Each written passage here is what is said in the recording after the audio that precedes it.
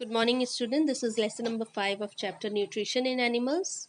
And today we are going to learn about absorption, assimilation, and digestion in human digestive system. So, first, absorption. After digestion, the molecules of food become so small so that they can pass through the walls of the small intestine and goes into our blood. The small intestine is the main region for the absorption of digested food. The inside lining of the small intestine is in the form of small finger-like projections, as you can see in the diagram, and these projections are called villi, and in the singular form, villus.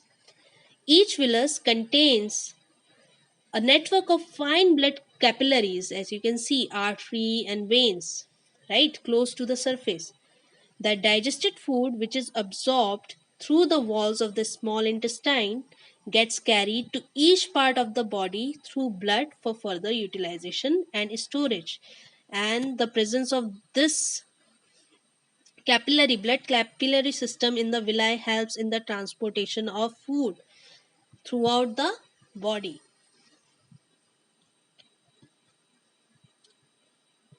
So, in short, absorption in the small intestine means absorption of food occurs in villi.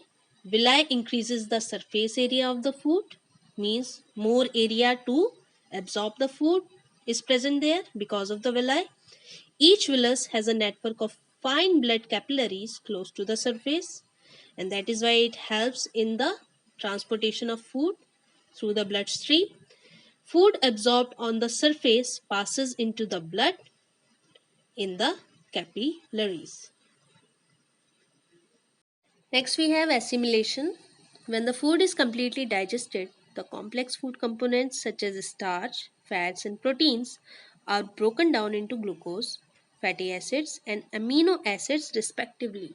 Means starch converts into glucose, fats converts into fatty acids, and proteins converts into amino acids. The blood capillaries present in the villi carry absorbed food to different parts of the body. This stage is known as assimilation. Assimilation means the utilization of the digested food by the body. The energy is released when glucose is broken down into carbon dioxide and water with the help of oxygen. So, in this process, our body gets energy. Amino acids are utilized in growth and repair of body because they are actually broken down from proteins, and proteins helps in the growth and repair of the body.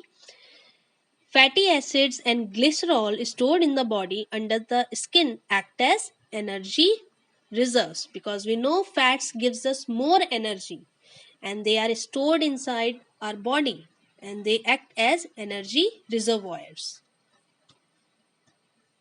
So, in short, assimilation means food absorbed by blood, and blood transports to different parts of our body, which is used to provide energy and materials for growth and repair of body tissues.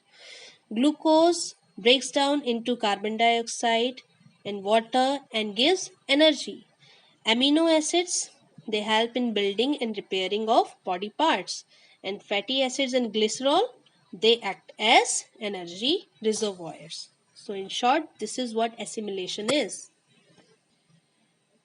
Then digestion. The large intestine is shorter than a small intestine but has a bigger diameter, that is why it is known as large intestine. The undigested and unwanted materials are sent to the large intestine where the absorption of water and necessary salt takes place, right? Still, even in the undigested food material, even the large intestine still absorbs water and necessary salts from that undigested food and utilize it. The remaining part of the food, which is totally unwanted, is pushed down into the rectum.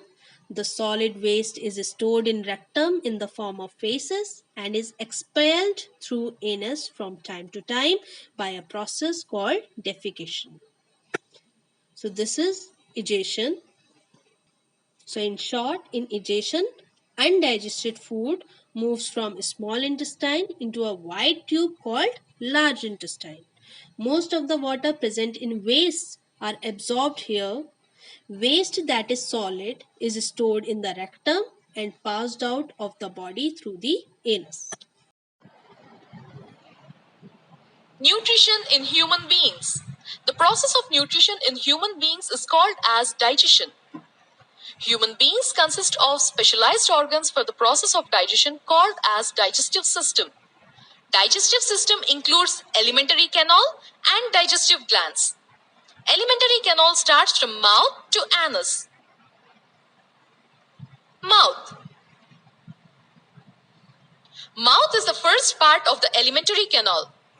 The taking of food through the mouth is called ingestion. When food enters into the mouth, a complex food is crushed with the help of teeth and muscular tongue into small particles. This process is called chewing. Saliva secreted from salivary glands into buccal cavity. The crushed food forms into a soft bolus with the help of saliva. Saliva contains an enzyme called salivary amylase that broken down starch into sugar. Now partially digested food enters into digestive canal. It has a lining of muscles which helps to push the food forward. This movement is called peristaltic movement. Esophagus. The food enters from the mouth into stomach through food pipe or esophagus. Stomach. The stomach is a large muscular hollow part which expands when food enters into it. The muscular walls of the stomach help in mixing of food with digestive juices or enzymes. Gastric glands present in the walls of the stomach which release HCl, hydrochloric acid, mucus and digesting enzyme called pepsin. The mucus protects inner lining of stomach from action of acid under normal condition. The HCl creates an acidic medium which facilitates the action of pepsin. Small intestine. The exit of food from the stomach regulated by a sphincter muscles which releases a small amount of food into small intestine. Small intestine is the largest part and coiling. The digestion of carbohydrates, proteins and fats occurs in small intestine. Fats are in the form of large globules, so it is difficult to break down. Hence, bile juice is secreted from liver. It consists bile salts which break down fats into small globules which increase the efficiency of enzyme action. Pancreatic juice secretes from pancreas which contains enzymes like trypsin and lipase. Proteins are break down with the help of trypsin and lipase for breakdown emulsified fats. The walls of small intestine secrete intestinal juices which finally digests proteins into amino acid. Carbohydrates converted into glucose. Fats converted into fatty acids and glycerol. In stomach, food is acidic in nature due to combine with HCl. So it's neutralized to alkaline with the help of pancreatic enzyme. Now the digested food is absorbed by walls of intestine. Absorption in small intestine. The inner layer of small intestine consists of numerous finger-like projections called villi, which increase surface area of absorption.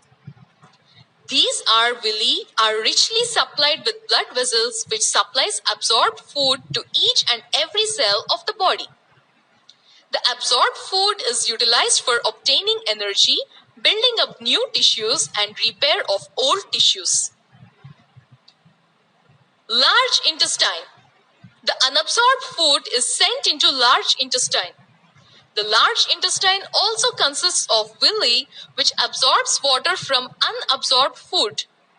The remaining unabsorbed material which is called as feces is removed from the body through anus. The exit of feces is regulated by anal sphincter. Kids, I hope you understood what we studied today about absorption, assimilation, and ingestion in human digestive system. So here is your homework. Thank you.